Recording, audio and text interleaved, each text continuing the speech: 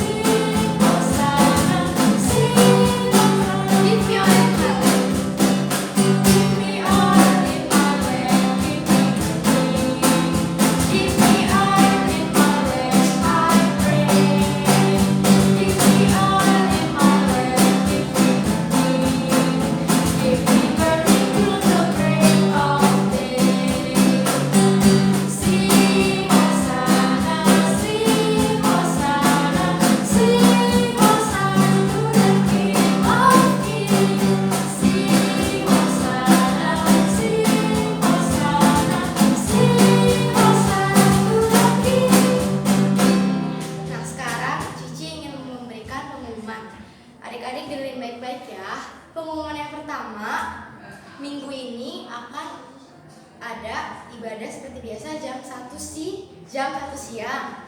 Untuk yang Mbak Tita, ibadah akan dilakukan lewat YouTube. Linknya akan diberikan ke grup sekolah minggu GKI yang merah. Untuk yang kelas kecil dan besar, ibadah akan diadakan di aplikasi Zoom.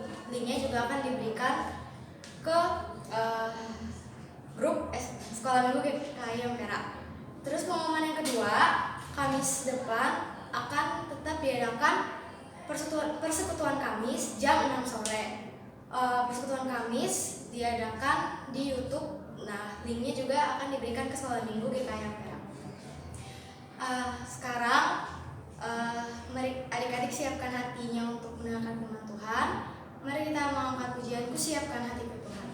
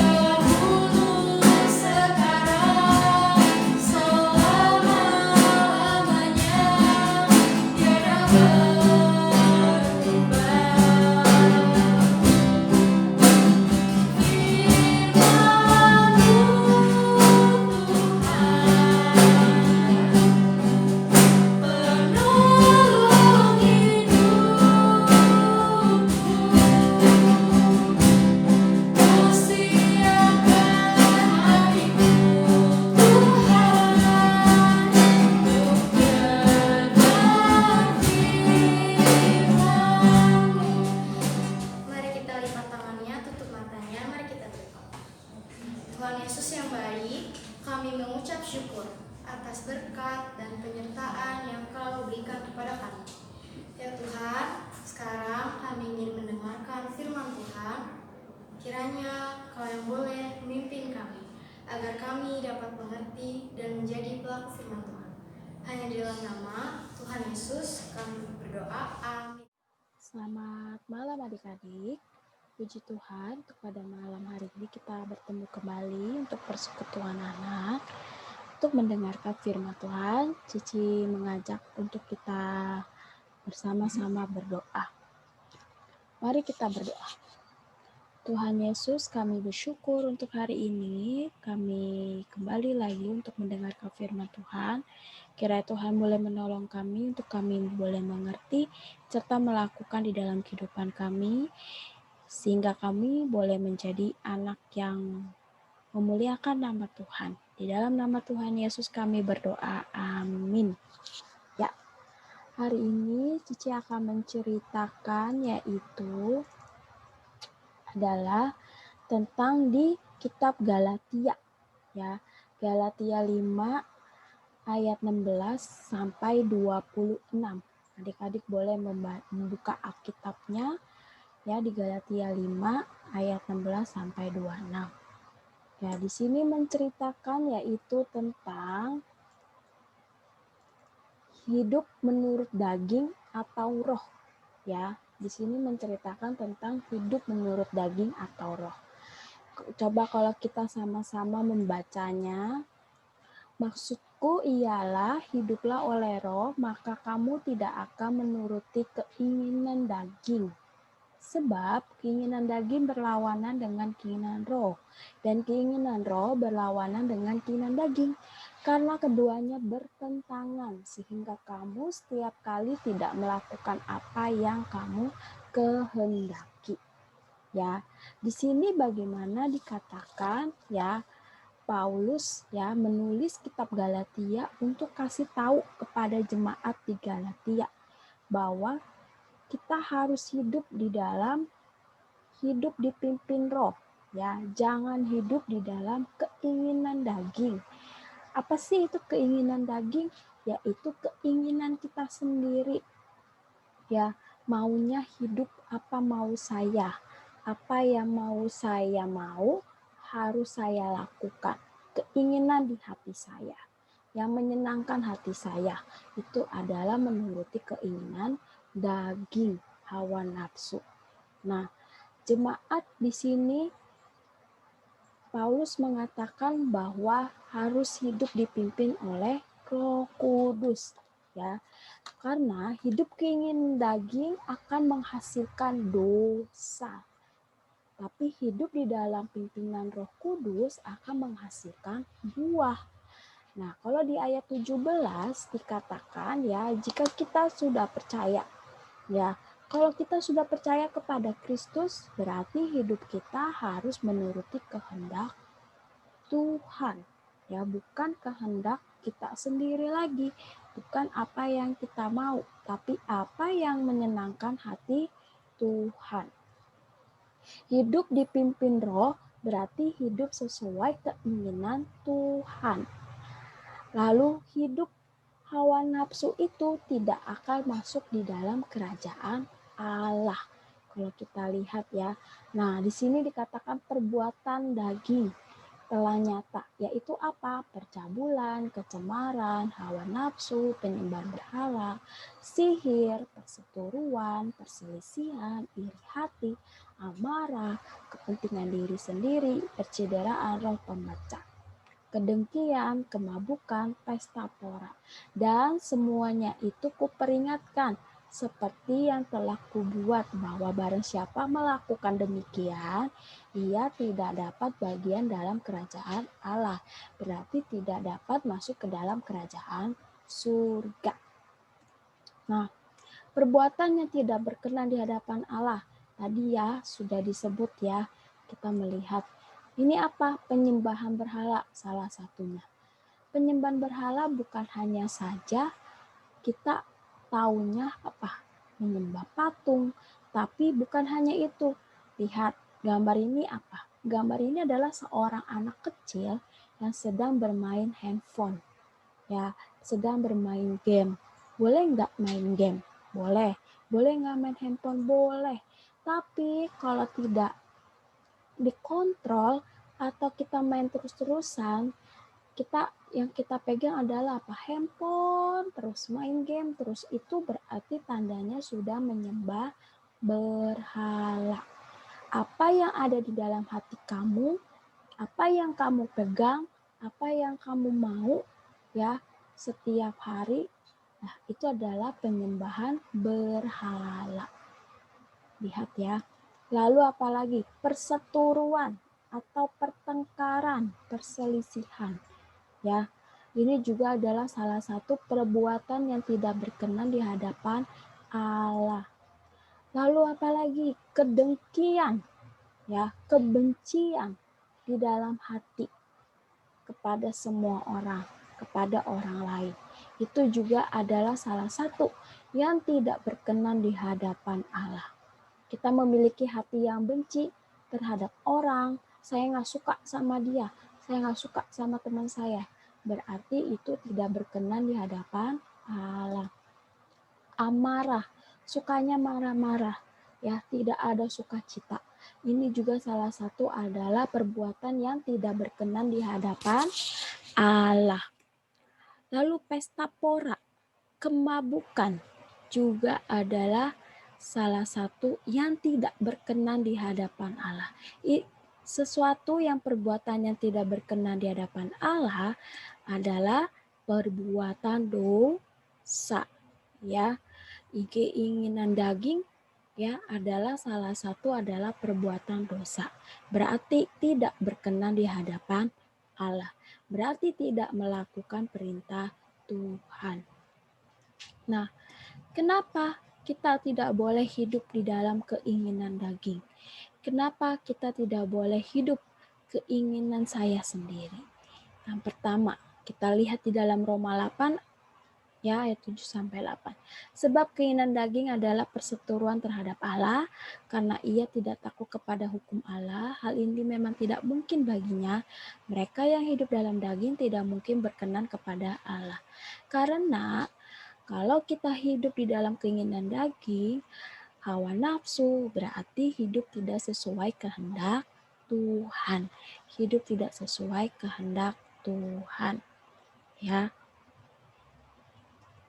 Lalu, yang kedua, sebab jika kamu hidup menurut daging, kamu akan mati. Tetapi jika oleh roh kamu mematikan perbuatan-perbuatan tubuhmu, kamu akan hidup. Berarti hidup dalam daging akan mati, yaitu kebinasaan. Ya, mati kekal selama-lamanya. Tidak masuk ke dalam kerajaan surga. Tidak lagi masuk ke dalam kerajaan Allah. Ya, tapi masuknya kemana? Ke dalam maut.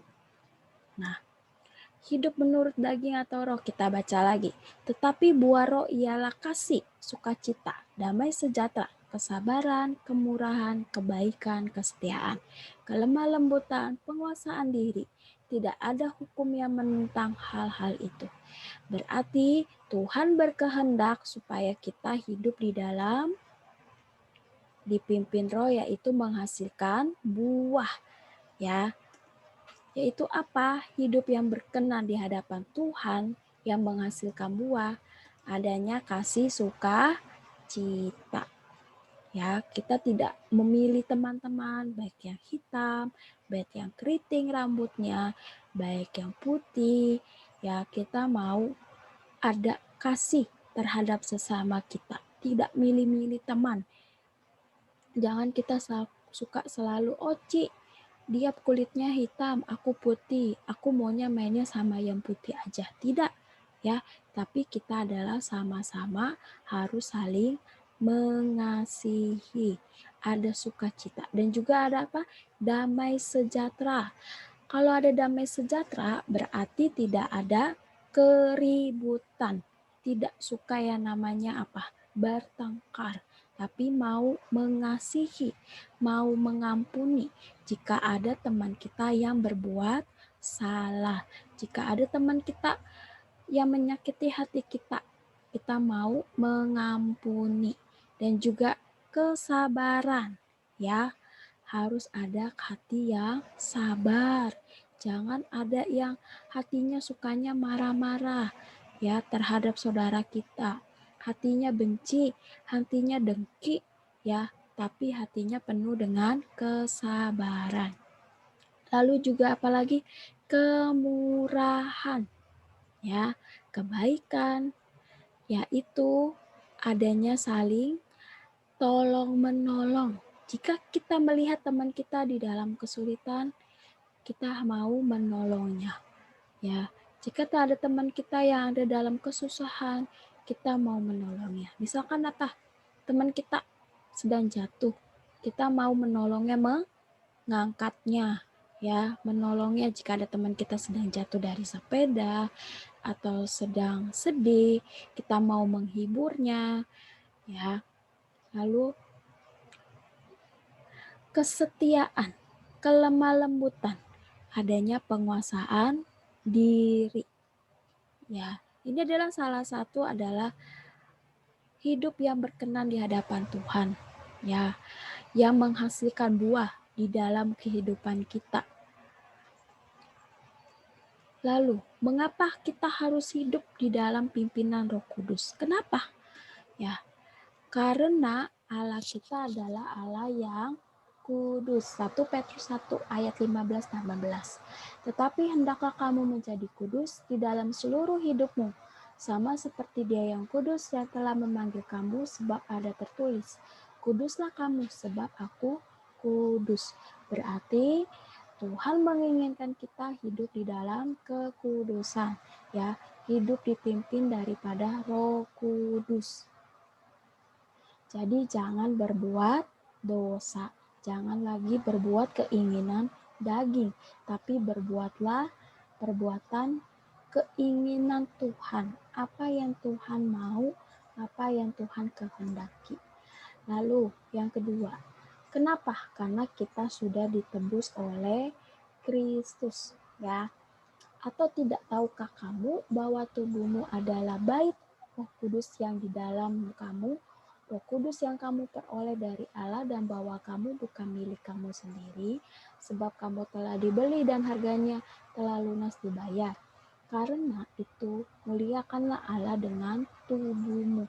Berarti ketika kita sudah ditebus oleh darah Kristus, tubuh kita, baik tangan kita, kaki kita, mulut kita, kita pergunakan untuk kemuliaan nama Tuhan. Jadi tidak boleh hidup di dalam keinginan daging. Lalu Roma 8 ayat 9. Kenapa kita harus hidup di dalam pimpinan Roh Kudus? Tanda kita adalah milik Kristus. Ya, karena kita sudah ditebus, berarti tandanya kita sudah milik Kristus, sudah milik Tuhan, bukan milik kita diri sendiri lagi. Tetapi kamu tidak hidup dalam daging, melainkan dalam roh. Jika memang roh Allah di dalam kamu, tetapi jika orang tidak memiliki roh Kristus, ia bukan milik Kristus. Lalu selanjutnya Roma 8 ayat 16.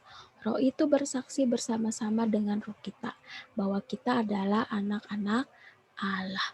Nah, kita jika hidup dipimpin Roh Kudus dan menghasilkan buah, ya buah yang manis yaitu kasih sukacita, damai sejahtera, ya kesabaran, kemurahan, kebaikan, kelemah lembutan, berarti tandanya kita adalah anak-anak Allah. Kalau kita tidak memiliki buah yang manis, tapi buah yang asam, yaitu buah yang tidak berkenan di hadapan Tuhan, ya berarti kita bukan anak-anak Allah. Kalau kita menghasilkan buah yang manis, melakukan perbuatan yang baik, berarti tanda kita adalah anak-anak Allah. Kita baca lagi. Barang siapa menjadi milik Kristus Yesus, ia telah menyalibkan daging dengan segala hawa nafsu dan keinginannya. Berarti jika kita sudah menjadi milik Kristus, kita harus sangkal diri, pikul salib, ya. Kita harus menyalibkan keinginan kita, Ya, belajar untuk tidak mengikuti keinginan kita, tapi mengikuti keinginan Tuhan. Jikalau kita hidup oleh Roh, baiklah hidup kita juga dipimpin oleh Roh. Dan janganlah kita gila hormat, janganlah kita saling menantang dan saling mendeki. Nah, ciri-ciri anak Tuhan ya yang sudah ditebus oleh Tuhan Yesus, yang pertama apa? Tidak lagi melakukan dosa keinginan daging. Kalau kita sudah ditebus oleh darah Yesus, ya berarti tidak lagi kita melakukan dosa, ya, tetapi apa? Hidupnya mau dipimpin Roh Kudus setiap hari, ya, menghasilkan buah yang baik, buah yang manis, dan juga akhirnya hidup kita pun memuliakan nama Tuhan. Jadi adik-adik, tanda kita sebagai anak Tuhan yang sudah ditebus apa? 1. Tidak melakukan dosa. Yang kedua, hidupnya mau dipimpin Roh Kudus. Yang ketiga, menghasilkan buah perbuatan yang baik setiap hari. Dan juga memuliakan nama Tuhan setiap hari. Ya, kita akan menyanyikan pujian Kasih Sukacita Damai Sejahtera. Kasih sukacita, damai sejahtera, kesabaran, kemurahan, kebaikan, kesetiaan, kelemah lembutan, dan penguasaan diri. Inilah buah Roh Kudus mengalir dalam hidupku. Ku mau hidup dipimpin Roh Kudus setiap hari. Kasih sukacita. Kasih sukacita, damai sejahtera, kesabaran, kemurahan, kebaikan, kesetiaan, kelemah lembutan, dan penguasaan diri. Inilah buah Roh Kudus mengalir dalam hidupku. Ku mau hidup dipimpin Roh Kudus setiap hari. Ya, mari adik-adik kita bersatu di dalam doa. Tuhan Yesus, ampunilah kami jika hidup kami masih tidak berkenan di hadapan Tuhan, masih mengikuti keinginan daging. Ampunilah kami, biarlah hari ini kami mau belajar, diingatkan kembali firman Tuhan untuk hidup dipimpin dari Roh Kudus. Hidup sesuai apa yang Tuhan kehendaki. Hidup sesuai menyenangkan hati Tuhan. Biarlah kehidupan kami setiap hari menghasilkan buah yang manis, sehingga orang dapat merasakan dan juga memuliakan nama Tuhan. Terima kasih Tuhan Yesus, kiranya Tuhan menolong kami untuk kami boleh melakukan firman Tuhan. Di dalam nama Tuhan Yesus kami telah berdoa. Amin.